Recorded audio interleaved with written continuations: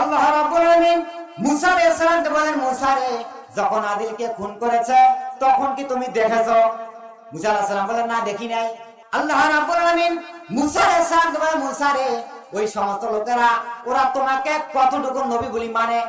তখন মুসা আলাইহিস সালাম বললেন, মহান রব আল্লাহ রাব্বুল আলামিন মুসা আলাইহিস সালামকে বলেন, মুসা রে, এই জন্য আমি তোমাকে ওদের সামনে একটা গাবি জবাই করতে বললাম, এজন্য তারা গরুর পূজা করে।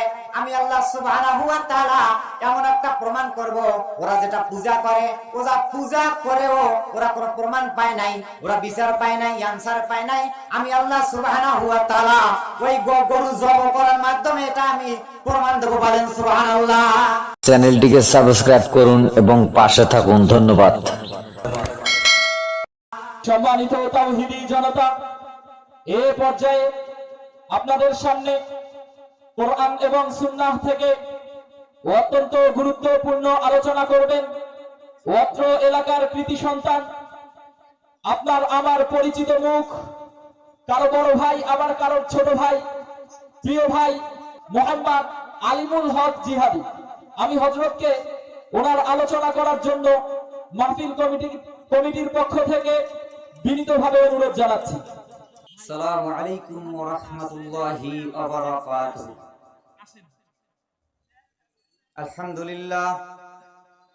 আলহামদুলিল্লাহিল্লাযী লাম ইয়াত্তাখিয ওয়ালাদান ওয়া লাম ইয়াকুল লাহু শারীকুন ফিল মুলক ওয়া লাম ইয়াকুল লাহু ওয়ালিয়্যুম মিনাজ যুল্লি ওয়া কাব্বিরহু তাকবীরা। ونشهد أن لا إله إلا الله وحده لا شريك له ونشهد أن سيدنا ومولانا محمدا عبده ورسوله الذي أرسله بالحق بشيرا ونذيرا وداعيا إلى الله بإذنه وسراجا وقمرا منيرا. فقد قال الله تبارك وتعالى في كلامه المزيد والفرقانه الحميد: أعوذ بالله من الشيطان الرجيم. بسم الله الرحمن الرحيم. وإذ قال موسى لقومه إن الله يأمركم أن تذبحوا بقرة قالوا أتتخذنا هزوا قال أعوذ بالله أن أكون من الجاهلين قالوا ادع لنا ربك يبين لنا ما هي قال إنه يقول إنها بقرة لا فريض ولا بكر عوان بين ذلك فافعلوا ما تؤمرون.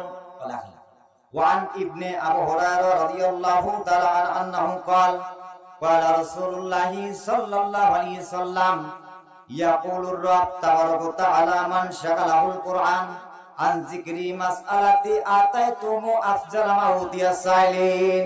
رواه البخاري. মুআজ্জাজ মুহতারাম হযরত উলামা ইকরাম, সম্মানিত জনাব সভাপতি, আল্লাহ সুবহানাহু ওয়া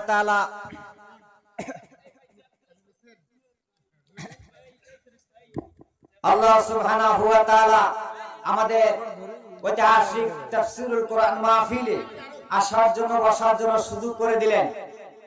আমরা সকলেই হৃদয়ের নিংড়ানি আবেগটুকু উজাড় করে দিয়ে সে মুনিবের দরবারে আমরা শুকর আদায় করি, বলি আলহামদুলিল্লাহ।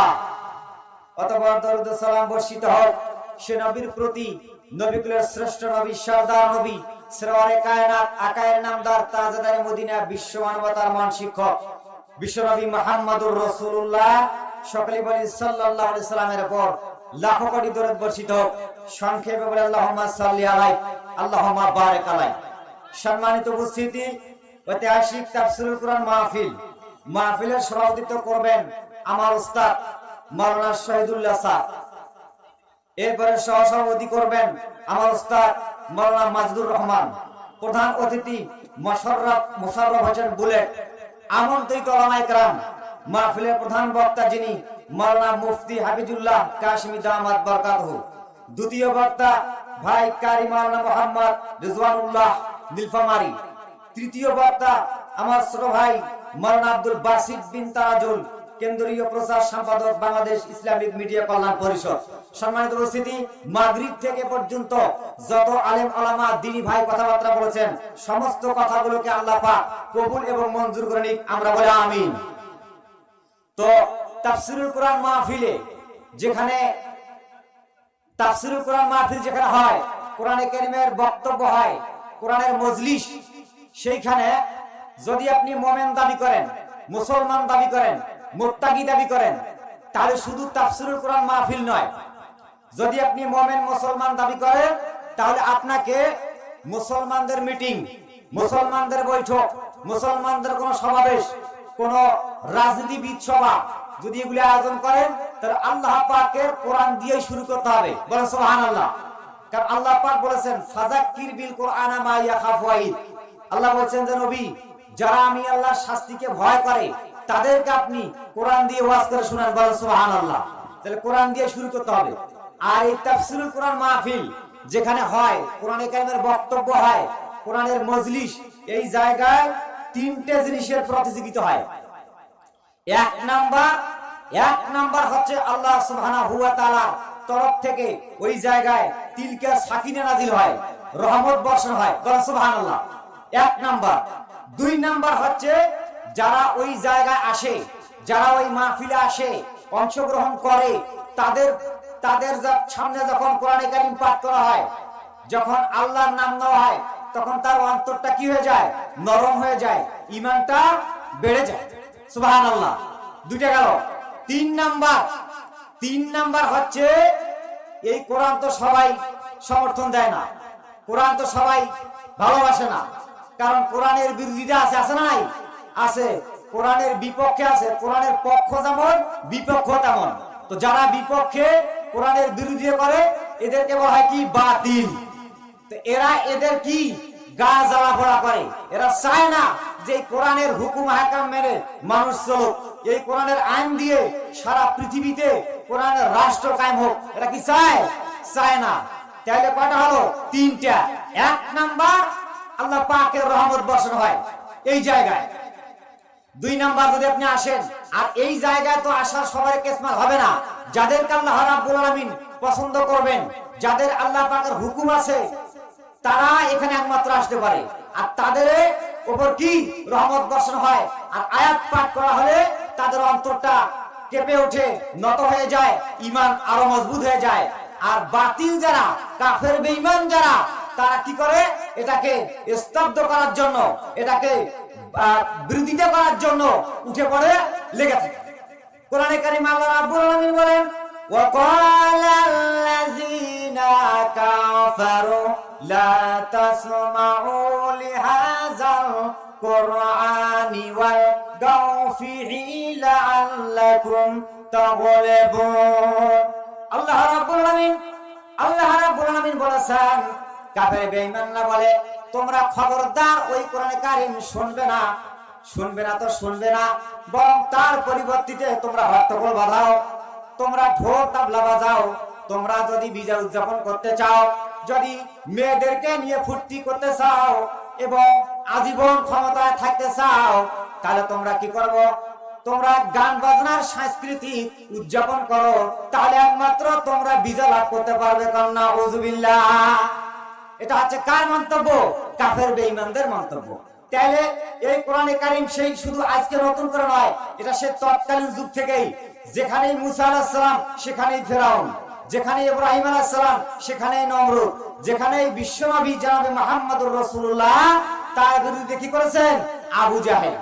তাহলে আবু জাহেলের গোষ্ঠী, উতবা, সাইবা, আব্দুল্লাহ বিন রাবিয়া, আস ইবনে ওয়াইল, ওয়ালিদ বিন মুগিরা, এরা সবাই চেষ্টা করেছে। এরা কি এটাকে বন্ধ করতে পেরেছে? পারেন।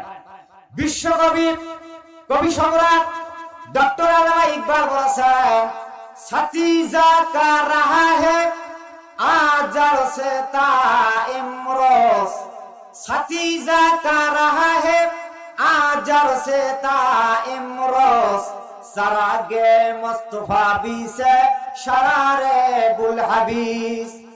ডক্টর ইকবাল বলেন তৎকালীন যুগ থেকেই আবহমান কাল থেকে আবু জাহেলের গোষ্ঠীরা চেয়েছেন কোরআনকে বন্ধ করবার জন্য। আবু জাহেলের গোষ্ঠী শেষ হয়েছে কিন্তু কোরআন বন্ধ করতে পারে নাই। বলেন সুবহানাল্লাহ। পেরেছে? পারে নাই। তাহলে একমাত্র কোরআনে কারিমের মাহফিল আসলে কি আল্লাহ পাকের রহমত বর্ষণ হয়। আর কাফেররা এই চেষ্টা করেছে এটাকে কি করার জন্য? বন্ধ করার জন্য। আর আল্লাহ রাব্বুল আলামিন মুমিন বান্দাদের নিয়ে কি বলেন দেখেন। এখন কাফেররা চেষ্টা করেছে এটাকে বন্ধ করার জন্য, আর আল্লাহ পাক ওইটা যারা আসছে বা যাদের হুকুম আছে, যাদের অন্তর নরম হয়ে যায় তাদেরকে নিয়ে আল্লাহ রাব্বুল আলামিন কি বলছে শুনুন। আল্লাহ রাব্বুল আলামিন বলেন হুয়াল্লাযী ইউসাল্লি আলাইকুম ওয়া মালাইকাতুহু লিইউখরিজাকুম মিনাজ যুলুমাতি ইলান নূর ওয়া কানা বিল মুমিনিনা রহিমা। আল্লাহু আকবার। আল্লাহ রাব্বুল আলামিন বলেন ওই আল্লাহ তোমাদের প্রতি রহম করেন, তার ফেরেশতাগণ তোমাদের প্রতি রহমত নাজিল করেন, রহমতের দোয়া করেন। এটা এর জন্য তিনি অন্ধকার থেকে টেনে বের করে নিয়ে এসেন আলোর দিকে। ওয়া কানা বিল মুমিনিনা রহিমা। আর মুমিনদের প্রতি আল্লাহ পাক কি রহমত। বলেন সুবহানাল্লাহ। তেরা ঠকাইতে পারবে? পারবে না। সম্মানিত উপস্থিতি, আমি ভূমিকায় এই কথাগুলো বললাম। এখন মেইন আলোচনা আসেন। আমি আপনাদের সামনে কোরআনে কারিমের সূরা বাকারা 67 নম্বর আয়াত কারিম থেকে পাঠ করছি। দেখা যাক যতদূর যেতে পারি। তো সূরা বাকারা এটা এক যুগে একমাত্র সম্পূর্ণ সূরাটাই নাজিল হয়েছে মদিনায়। সম্পূর্ণ সূরাটাই নাজিল হয়েছে মদিনা। বাকারা শব্দের অর্থ কি? গরু। পরে বলি। তো এই বাকারা সূরার কয়েকটা বৈশিষ্ট্য আছে, কয়েকটা গুণ আছে। এই নবীজি বলেছেন সূরা বাকারা সম্পর্কে, যেই ঘরের মধ্যে, যেই বাড়ির মধ্যে সূরা বাকারা তেলাওয়াত করা হয় না ওই ঘরের মধ্যে বরকত নাজিল হয় না। আল্লাহ রাসূল বলেছেন। আরেক জায়গায় বলেছেন যেই ঘরের মধ্যে সূরা বাকারা, সূরা আল ইমরান তেলাওয়াত করা হয় ওই ঘরের মধ্যে বদ জিন, খবিত জিন, মফিদ জিন, ব্ল্যাক ম্যাজিক ওরফে জাদুটোনা এই জিনিসগুলি একটাও কি গ্রহণ করতে পারে না। এটা গেল। এরপরে আল্লাহ রাসূল বলছেন যে ইবনে আব্বাস রাদিয়াল্লাহু তাআলা বর্ণনা করেছেন যে ব্যক্তি সূরা বাকারা, সূরা আল ইমরান এটার অর্থ, ব্যাখ্যা, বিশ্লেষণ দেখে বুঝে সুঝে আমল করবে। ইবনে আব্বাস বর্ণনা করেছেন আল্লাহ রাসূল বলেছেন আমল করবে ওই ব্যক্তি কাল কিয়ামতের ময়দানে যখন কবর থেকে উঠবে, উঠার সঙ্গে সঙ্গে ডান দিকে একটা যুবক দেখতে পাবে। একটা যুবক দেখতে পাবে। যুবকটা বলবে কবরবাসীকে যে আল্লাহর বান্দা তুমি কি আমাকে চেনো? ওই কবর থেকে যে ব্যক্তি উঠবে এই ব্যক্তি বলবে যে না আমি তো আপনাকে চিনলাম না। তখন ওই যুবকটা বলবে আমি হলাম সেই সূরা বাকারা, আমি হলাম সেই সূরা আল ইমরান যা তোমাদেরকে দিনের মধ্যে ক্ষুধার্ত রেখেছি, রাতে একটু তাহাজ্জুদের সময় তুমি অপব্যয় করেছো, পৃথিবীর সমস্ত মানুষগুলো ব্যবসার পিছে ছুটেছে কিন্তু তুমি কোরআন পড়েছো, তেলাওয়াত করেছো, আমল করেছো। আজকে আমি সেই সূরা বাকারা আল ইমরান আমি আজকে পাখির ছায়ার মতো, মেঘমালার মতো তোমাকে ছায়া দেওয়ার জন্য এসেছি। বলেন সুবহানাল্লাহ। এই হচ্ছে সূরা বাকারার ফজিলত।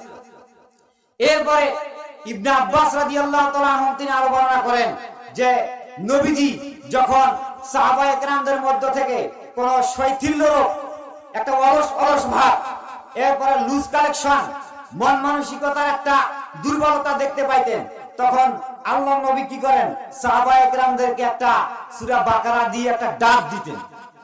ইবনে আব্বাস রাদিয়াল্লাহু তাআলা আনহু বলেন যে যখন সাহাবায়ে কেরামদের মধ্যে একটা দুর্বল লুজ কালেকশন বা কোন মন মানসিকতা দুর্বল দেখতে পাইতে তখন আল্লাহ রাসূল কি করেন সাহাবায়ে কেরামদেরকে ডাক দিতেন। কি ডাক দিতেন? ইয়া আসহাবা সূরাতিল বাকারা। ইবনে আব্বাস রাদিয়াল্লাহু তাআলা তিনি বর্ণনা করলেন যখন বিশ্বনবী জনাবে মুহাম্মদুর রাসূলুল্লাহ সাল্লাল্লাহু আলাইহি ওয়াসাল্লাম যখন এরকম করে ডাক দিলেন ইয়া আসহাবা সূরাতুল বাকারা, তখন আল্লাহ নবী যখন ডাক দিলেন তখন চতুর্দিক থেকে সিংহ শাবকের মতো, বিদ্যুৎ গতির মতো বিশ্বনবীর সামনে সাহাবায়ে কেরামরা হাজির হয়ে গেলেন।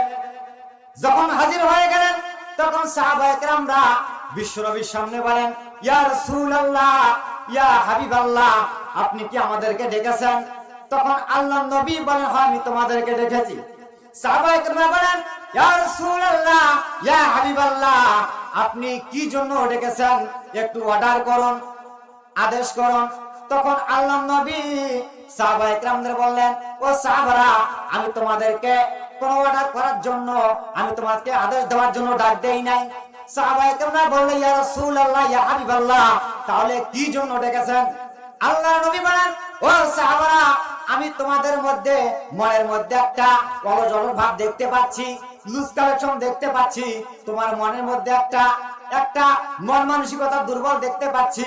এই দুর্বল গুলোকে কেটে দেওয়ার জন্য, গ্রহণ কেটে দিয়ে আমি তোমার মনের মধ্যে একটা আনন্দ উৎসাহিত করার জন্য আমি বিশ্ব নবী ডাক দিয়েছি। বলেন সুবহানাল্লাহ, চিৎকার করেন আল্লাহু আকবার। এই হচ্ছে সূরা বাকারা।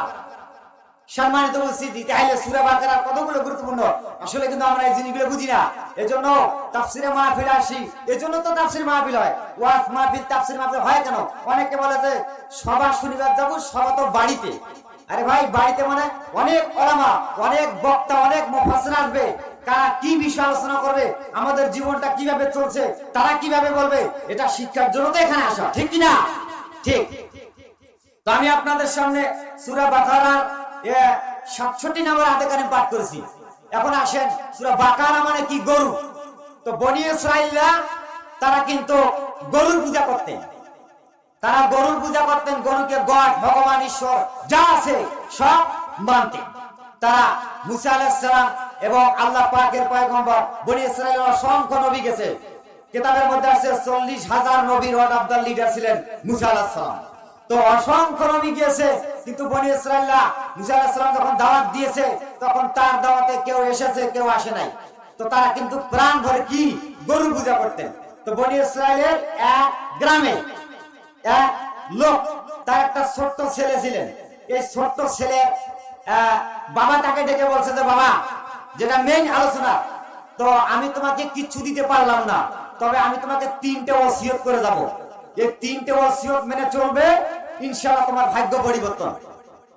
সম্মানিত উপস্থিতি, ভাইরা একটু বসেন। এটা কিন্তু সাত খেলা নয়, তাফসীর মাহফিল।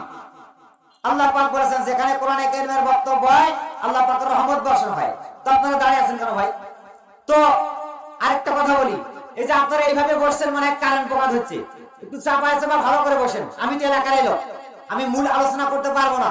আমি খালি শুধু লোকগুলোকে একটু মজমা করে নিয়ে আমাদের দাওয়াতি মেহমানরা আসবে, একটু আগায় চাপায় চিপা বসেন। তো যাক, তো এরপরে ওই ছেলেকে বললেন যে, আব্বা বলেন সেটা কি?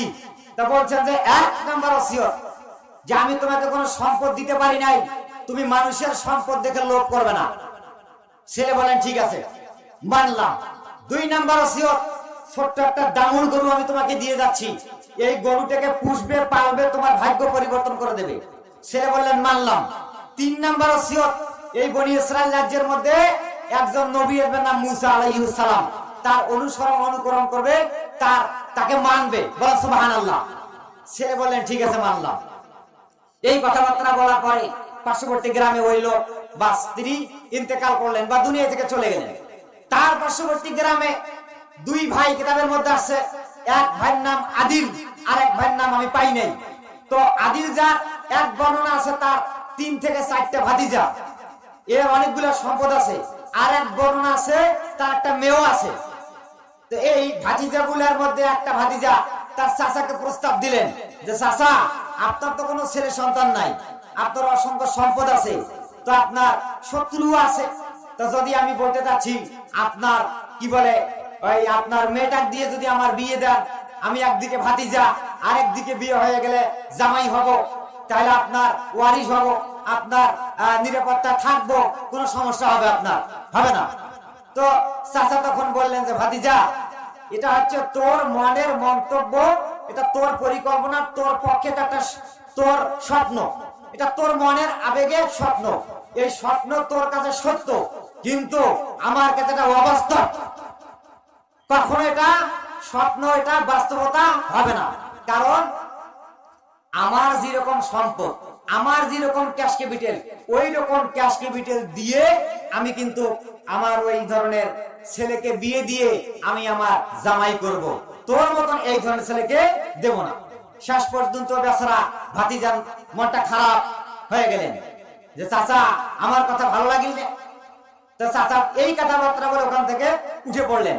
শেষ পর্যন্ত ভাতিজা মন মেজাজ খারাপ হয়ে গেলেন, মনে মনে চিন্তা করলেন, দাঁত কেলটা আর বলে যে চাচা আমি আপনার সম্পদ দখল করব, আপনার ওয়ারিশও হব, আপনার মেয়েকেও নেব, বিনিময়ে চাচা আপনাকে দুনিয়া থেকে নাই করে দিতে হবে, আপনাকে দুনিয়া থেকে ডিলিট করে দিতে হবে, আমি আপনাকে হত্যা করব। এটা ভাতিজা কিন্তু প্ল্যান নিলেন নিয়ে বলছেন আমি আপনাকে হত্যা করে ওই যে পার্শ্ববর্তী গ্রামের সঙ্গে একটু কাজিয়া ঝগড়া বনে না লাশ ওই জায়গায় নিয়ে রেখে দেবো, আমি গিয়ে এটা দাবি করব যে শেষ পর্যন্ত তোমরা আমার চাচাকে কি করলে, খুন করলে।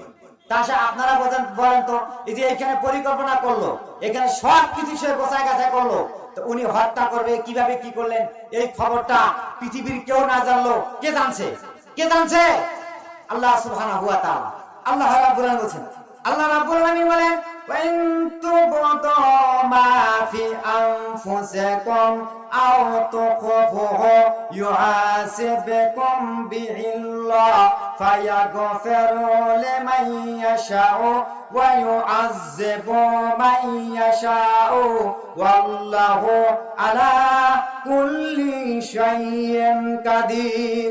আল্লাহ রাব্বুল আলামিন বলেন যদি আপনি মনের কথা গোপন করো বা প্রকাশ্য করো, এটার হিসাব তারপর আল্লাহর কাছে দেওয়া লাগবে, এবং আল্লাহ পাক সবকিছুই জানে, এবং আল্লাহ পাক যাকে ইচ্ছা ক্ষমা করবেন, যাকে ইচ্ছা শাস্তি দেবেন। আল্লাহ রাব্বুল আলামিন সকল বিষয়ের উপর ক্ষমতাবান, বলেন সুবহানাল্লাহ। আমার ভাইয়েরা, এরপরে ওই ভাতিজা কি করলেন, আদিল লোকটাকে রাতারাতির মধ্যে হত্যা করলেন, তাকে খুন করে ফেললেন। খুন করার পর লাশটা ওই পার্শ্ববর্তী গ্রামের মধ্যে তার বাড়ির সামনে রেখে দিলেন। দেওয়ার পরে রাত চলে গেলেন।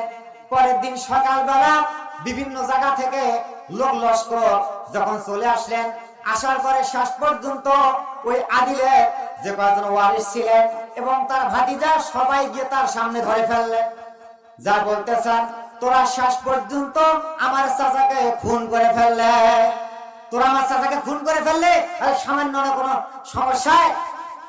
আমার বন্ধুগণ, এরপরে যখন ওই বাড়ির সামনে যে লাশটা রেখেছেন, ওই বাড়িওয়ালা এবং আশেপাশের সমস্ত লোকগুলো ওরা এসে বলতেছে, ও আদিলের ভাতিজা, আদিলের ওয়ারিশ, শোনো, আমরা আদিলকে খুন করি নাই, আমরা আদিলকে হত্যা করি নাই।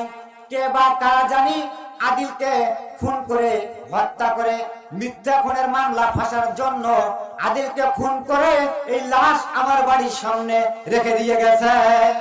আসলে কি ওরা খুন করছে? ওরা খুন করে নাই। শেষ পর্যন্ত তারা বলতেছে, তাহলে এই মিথ্যা খুনের মামলা থেকে আমরা বাঁচবো কিভাবে? তখন তারা ওই যে গরুর পূজা করতে, তারা তখন গরুর পূজার কাছে গিয়ে গোবৎসর যেটা বলা হয়, গরুর পূজা শুরু করে দিলেন।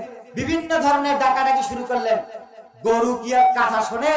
শেষ পর্যন্ত ওদের মধ্য থেকে যারা জ্ঞানী গুণী ছিলেন, এরা তখন পরামর্শ দিলেন যে শোনো, এই গরুর পূজা করি, আজকে গোবৎসর গরুর পূজা করে আজকে তোমরা এই মিথ্যা খুনের মামলা থেকে রেহাই পাবে না। যদি বাঁচতে চাও তাহলে এই বনি ইসরাইল রাজ্যের মুসা আলাইহিস সালাম তার কাছে গিয়ে আত্মসমর্পণ করো, সে একমাত্র তোমাকে বাঁচাইতে পারে, বলেন সুবহানাল্লাহ। শেষ পর্যন্ত তারা কি করলেন, গোটাল তার গ্রামের লোকরা সবাই গিয়ে মুসা আলাইহিস সালামের কাছে গেলেন। মুসা আলাইহিস সালামের কাছে গিয়ে বললেন, ইয়া মুসা, আমরা তো শেষ হয়ে গেলাম, তো আমরা এই যে আমাদের আদিল নামে এক লোক হত্যা হয়েছে, অথচ আমরা তো খুন করি নাই, এখন আপনার কাছে আমরা আত্মসমর্পণ করলাম, সারেন্ডার করলাম, আপনার উপর ঈমান আনবো, আল্লাহকে মানবো, তো আপনি দয়া করে আপনার আল্লাহ, তারপর বলছে দেখেন, তোমার আল্লাহ বা আপনার আল্লাহ, আল্লাহর কাছে একটু জেনে এসো তো আদিলকে কে খুন করেছে। এই খুনি সন্ত্রাসীর নামটা খালি আপনি বলবেন, বাকিটা আমরা দেখবো। কার কাছে বললেন? মুসা আলাইহিস সালামের কাছে বললেন। মুসা আলাইহিস সালাম তখন মহা খুশি হয়ে গেলেন যে যাক, আমার উম্মতের লোক ওরা যে তোকে এতদিন আমি দাওয়াত দিয়েছি, কিন্তু ওরা আমার কথাকে গুরুত্ব দেয় নাই, কেউ দিয়েছে কেউ দেয় নাই। শেষ পর্যন্ত ওরা যখন একটা চাপের মাধ্যমে পড়ছে, একটা মামলার মধ্যে পড়ে যাচ্ছে, তখন ওরা কি করলেন, সবাই এসে মুসা আলাইহিস সালামের কাছে এইরকম আলটিমেটাম দিলেন, ওরা আর্গুমেন্ট পেশ করলেন। মুসা আলাইহিস সালাম তখন আল্লাহ সুবহানাহু ওয়া তাআলার কাছে স্বর্ণপন্ন হলেন, আল্লাহর কাছে গিয়ে বললেন যে আল্লাহ মহান রব, যে ওই যে আমার উম্মতের মধ্যে যে আদিল নামে এক লোক খুন হয়েছে, তো এই কে খুন করেছে এটা তো আল্লাহ আপনি দেখেছেন, তো দয়া করে আমাকে এই খুনি সন্ত্রাসীর নামটা বলে দেন, কে খুন করেছে। এরপরে ওই খুনি সন্ত্রাসীর নাম আসার পরে তার নামে মামলা হবে, বিচার আচার হবে। আল্লাহ রাব্বুল আলামিন তখন কোরআনে কারীমের আয়াত দিয়ে খুনি সন্ত্রাসীর নাম বলে দিচ্ছেন। বল সুবহানাল্লাহ। আল্লাহ রাব্বুল আলামিন বলেন, ওয়াইজ ক্বালা মূসা লিকাওমিহি ইন্নাল্লাহা ইয়ামুরুকুম আন তাযবাহু বাকারাতা। আল্লাহ রাব্বুল আলামিন মূসা আলাইহিস সালামকে বলেন, মূসা রে, তুমি তোমার উম্মতের কাছে ওই সমস্ত যারা যে মিথ্যা খুনের মামলায় ওরা পতিত হচ্ছে, আপনি তাদের কাছে গিয়ে বলো আল্লাহ সুবহানাহু ওয়া তাআলা যা বলো আল্লাহ পাক তোমাকে একটা গাভী জবাই করতে বলেছে। বলো সুবহানাল্লাহ। কি জবাই করতে বলেছে? গাভী, গরু জবাই করতে বলেছে। মুসা আলাইহিস সালাম বলেন, মহাল্লাহ, আমি চাইলাম যে একটা আদিলকে কে খুন করেছে, তাকে কে হত্যা করেছে, আপনি খুনি সন্ত্রাসীর নাম বলবেন, কিন্তু খুনি সন্ত্রাসীর নাম না বলে আপনি গাভী জবাই করার কথা বললেন কেন? কারণ কি? আল্লাহ রাব্বুল আলামিন মূসা আলাইহিস সালামকে বলেন, মূসা রে, যখন আদিলকে খুন করেছে তখন কি তুমি দেখেছো? মূসা আলাইহিস সালাম বলেন, না, দেখি নাই। তুমি কি আইডিয়া করতে পারো কে খুন করেছে? না, পারি না। আল্লাহ রাব্বুল আলামিন মূসা আলাইহিস সালামকে বলেন, মূসা রে, ওই সমস্ত লোকেরা ওরা তোমাকে কতটুকু নবী বলি মানে? তখন মূসা আলাইহিস সালাম বললেন, মহান রব, ওরা তো আমাকে নবী বলি পাত্তা দেয় না, কিন্তু ওরা যখন একটা খেলাত পড়েছে তখন ওরা এসে আমার কাছে সারেন্ডার করেছে। আল্লাহ রাব্বুল আলামিন মূসা আলাইহিস সালামকে বলেন, মূসা রে, এই জন্য আমি তোমাকে ওদের সামনে একটা গাভী জবাই করতে বললাম, এজন্য তারা গরুর পূজা করে। আমি আল্লাহ সুবহানাহু ওয়া তাআলা এমন একটা প্রমাণ করব, ওরা যেটা পূজা করে, ওরা পূজা করেও ওরা কোনো প্রমাণ পায় নাই, ওরা বিচার পায় নাই, আনসার পায় নাই। আমি আল্লাহ সুবহানাহু ওয়া তাআলা ওই গরু জবাই করার মাধ্যমে এটা আমি প্রমাণ দেব। বলেন সুবহানাল্লাহ। মূসা আলাইহিস সালাম বলেন, মহাল্লাহ, তাহলে গাভী জবাই করার কারণটা কি জানতে চাই? তাহলে গাভী জবাই করলে রক্তের মাধ্যমে কি ওই সন্ত্রাসীর নাম বাইর হবে? আল্লাহ সুবহানাহু ওয়া তাআলা বলেন, মূসা রে, না না না, রক্তের মাধ্যমে বাইর হবে না। ওই গাভী জবাই করার পরে গাভীটাকে খাওয়া হবে, এরপরে গোশত রান দিয়ে ওই মৃত ব্যক্তিটাকে একটা আঘাত করবে, সঙ্গে সঙ্গে জীবিত হয়ে ওই আদিল বলে দেবে তাকে কে খুন করেছে। বলেন সুবহানাল্লাহ। নারায়ে তাকবীর। দিন ইসলাম, দিন ইসলাম। আমার বন্ধুগণ, আমি অত্র এলাকার সন্তান, বলছি যে মেইন আলোচনা করতে পারবো না। আমার ভাই বগুড়া থেকে এসেছেন, ভাই মাওলানা আব্দুল বাসিত বিন তারাজুল, ওনাকে সময় দিতে হবে। আমি এলাকারই সন্তান, আমার জন্য দোয়া রাখবেন ইনশাআল্লাহ। এই যে আলোচনাটা এখানে স্থগিত রাখলাম। 18 তারিখ আছে হাইউল উলুম মাদ্রাসায় দাওয়াত থেকে আপনারা আসবেন। 19 তারিখে আছে পীরগঞ্জ মাদ্রাসার মাঠে, 2 জায়গায় আলোচনাটাকে মেকআপ করে দেবো। তো যান, আমাদের সামনে এখন ইনশাআল্লাহ আমার ভাই মাওলানা আব্দুল বাসিত এসেছে, আমরা তার কাছ থেকে কোরআনে কারিমের আলোচনা শুনবো। এই কথাবার্তার মাধ্যমে যদি ভুল ত্রুটি হয়েই থাকে আপনারা আমাকে ক্ষমা করবেন। আর আমি একজনের নাম ভুলে গিয়েছি। আজকে আমি যে এখানে কথা বলতেছি, আসলে এই কথা বলা আমার কিন্তু যোগ্যতা নয়। আমি যার জন্য এখানে এসেছি তিনি আমার মাথার মুকুট ছিলেন, তিনি এই পৃথিবী থেকে চলে গেছেন। আমরা তার জন্য দোয়া করি, মরহুম মাওলানা আতাউল্লাহ সরকার নওয়ারাল্লাহু মারকাদাহু ওয়া জান্নাতুল মিসরাহু, আল্লাহ পাক তাকে জান্নাতুল ফেরদাউসের বাদশা হিসেবে কবুল করে নিক। আমরা বলি আমিন। আকুলি কাউলি হাযা আস্তাগফিরুল্লাহ লি ওয়া লাকুম ওয়া মুসলিমিন ওয়া আখির দাওয়ানা আলহামদুলিল্লাহি রাব্বিল আলামিন। আসসালামু আলাইকুম ওয়া রাহমাতুল্লাহি ওয়া বারাকাতুহু। ওয়ালাইকুম আসসালাম ওয়া রাহমাতুল্লাহি ওয়া বারাকাতুহু। মাশাআল্লাহ, জাযাহুল্লাহু আহসানাল জাযা। ধন্যবাদ অত্র এলাকার কৃতি সন্তান, প্রিয় ভাই, প্রিয় মুখ মোহাম্মদ আলিমুল হক জিহাদি ভাইকে। আমরা দোয়া করি আল্লাহ তাআলা যেন ওনাকে আমাদের সারা দেশ সহ সারা পৃথিবীব্যাপী কোরআনের